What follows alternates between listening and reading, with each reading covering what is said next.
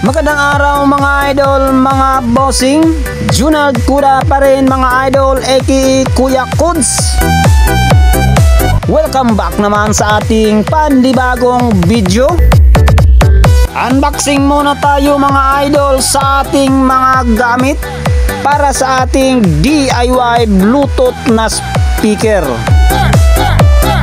Malalaman din natin dito mga idol ang koneksyon at syempre magsa-sound check tayo.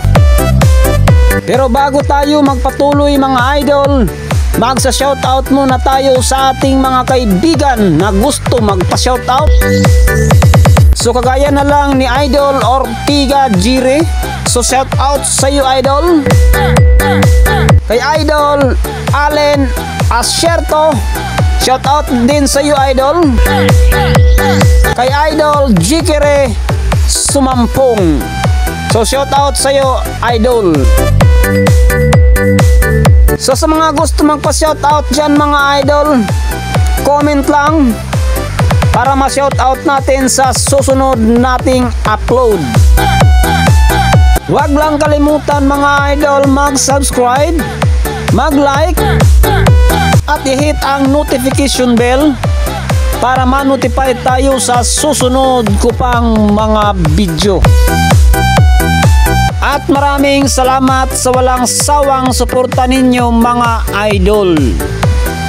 So patuloy tayo mga idol, nahalal larga birada.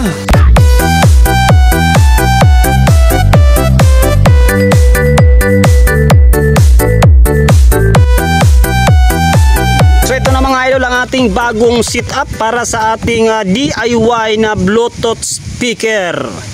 Bagong setup tayo mga idol. So gumamit tayo ng crown na 100 to 180 watts max power Pro PW1018. So ayan siya, ang ganda ng forma niya mga idol, at saka ito ang kanyang harapan. Ayan, sound dynamic. So dalawa sila para sa ating bagong setup. So ito ang kanyang tweeter. Yan o, crown din na HT36 150 watts. So ito ang kanyang horn. Yan. So mayroon pala siyang kapasitor mga idol na pagkapin. Yan o, 3.3 microfarad. Ayan. So at siyempre mga idol, nandito yung ating GD100 optical audio. Mayroon siyang mic 1, mic 2, input left and right. Pwede siya sa USB, SD card, digital in, optical ito. Saka mayroon siyang FM, Bluetooth, mayroon siyang Bluetooth. At saka ito ang kanyang previous post, next. Ito next. So ito ang kanyang antenna ng FM radio. Ito ang kanyang equalizer. Meron siyang bass. Ito treble. At saka itong volume. Yan. So maganda naman siya mga idol oh. Okay, pangatlong order ko na to. So wala namang naging problema sa pag-order ko nito. So ito ang kanyang mic volume. At saka ito ang kanyang EQ. So ito naman mga idol ang kanyang adapter ng 12 volts to 24 volts. Ito, pag gumamit kayo ng battery, dito ninyo isasaksak. Ayan, at saka isaksak natin dito. At saka ito ang kanyang lagayan ng AC cord, 220 volts.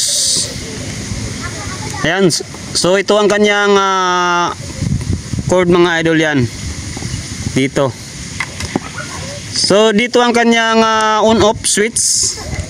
Yan, kung naka-easy kayo dito, i-on nyo dito easy. Kung dito kayo sa 220 sa kuryente, kung sa battery naman, ito ang inyong i-on. Yan, pindutin nyo lang ito kasi ganyan naka-off, dito ay naka-on. Yan. So battery, kung gumamit kayo ng battery, dito ang on off. At saka kung sa AC, sa kuryente, ay dito ang inyong i-on. Yan. So dito naman ang kanyang likod, 100 UF 400 volts kanyang kapasitor. So dito naman kanyang saksakan ng speaker, tweeter or LED. So yan, may nakalagay na 4 ohms. So may nakalagay na 4 ohms to 8 ohms. So mayroon nakalagay na speaker, tweeter speaker at saka LED. Ayan. So ito ang kanyang mga kasama. Mayroon siyang wire para sa speaker at saka ito ay para sa tweeter. Ayan. Saka mayroon siyang remote. Ayan. So ititesting natin ito mga idol kung kayang-kaya ba sipain ni GD100 itong crown na 100 to 180 watts. So the gist ito mga idol, D10. Ayan. So noong una nasubukan natin yung 50 to 100 watts. So medyo kulang pa kay GD100. So ito naman ang in-order natin na 100 to 180 watts. So sa 300 watts naman, medyo alanganin din sa kay GD100. So sa 200 to 250 watts, medyo tama-tama lang. So dito naman tayo sa 100 to 180 watts na crown na D10. Kung ano ba talaga ang performance ni GD100 dito sa 100 to 180 watts. So dalawa ito mga idol, 4 ohms load kasi ipaparallel natin ito. So susubukan natin mga idol at isa sound check natin para magkaalaman ang 100 to 180 watts na crown. So ito ang ating wiring. So ang positive dito ay pumunta dito sa positive. Saka ang negative dito ay pumunta sa negative din dito. So 8 ohms 8 ohms, magiging 4 ohms load siya. So ito naman, ito negative to positive, papunta naman siya dito sa kanyang ampli. Ayan. At saka itong kanyang tweeter, positive to negative lang. So dito sa positive, mayroon siyang kapasitor na 3.3 positive. Hello Sarah. And then papunta siya dito sa tweeter speaker. So may nakalagay naman dito sa likod mga idol. Hindi naman kayo mawawala. Yan o. Speaker, tweeter speaker. Yan.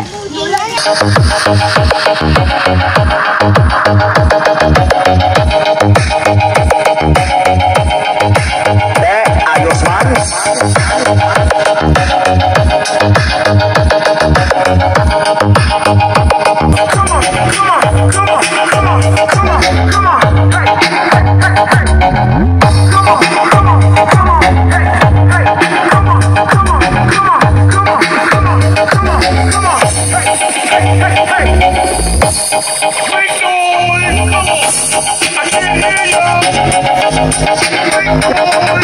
Wala sige kasiro.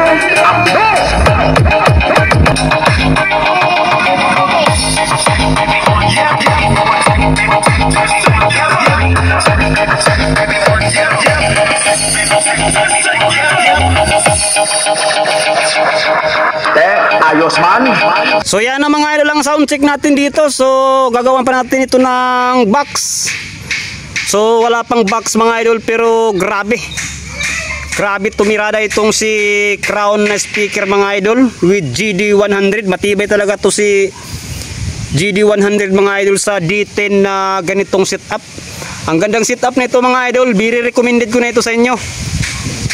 100 to 180 watts na DJs. Kung DJs mga idol, 100 to 180 watts. Yan, yanig na yanig talaga mga idol. Ang speaker natin dito, hindi siya mabibitin. So yan lang muna mga idol sa ngayon ang ating video.